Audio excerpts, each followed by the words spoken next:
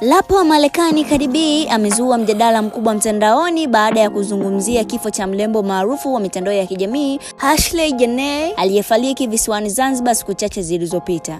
Kupitia chapisho lake kwenye mtandao wa X jana Jumatatu, Cardi B alipinga vikali taarifa zilizodai kuwa Ashley aliyejulikana kama Ashley Robinson alijiua, akisisitiza kuwa kifo hicho hakikuwa cha kujitoa uhai. Kauli hiyo ilisambaa kwa kasi na kuzua maswali mengi miongoni mwa watumiaji wa mitandao ya kijamii kuhusu tukio hilo.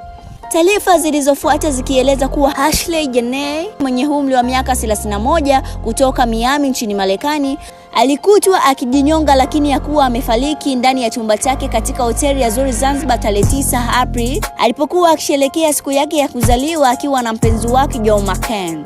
Inaelezwa kuwa siku chache kabla ya kifo chake alikuwa amevishwa pete ya uchumba wakati wa safari hiyo nchini Tanzania.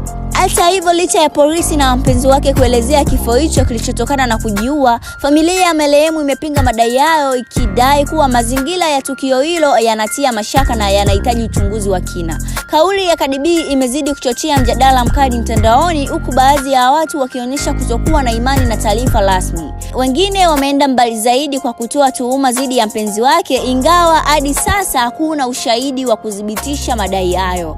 Endelea kutufuatilia kwenye mitandao yetu ya kijamii ambapo taarifa zaidi zitatolewa na tutawajuza hapa kupitia STN TV_TZ.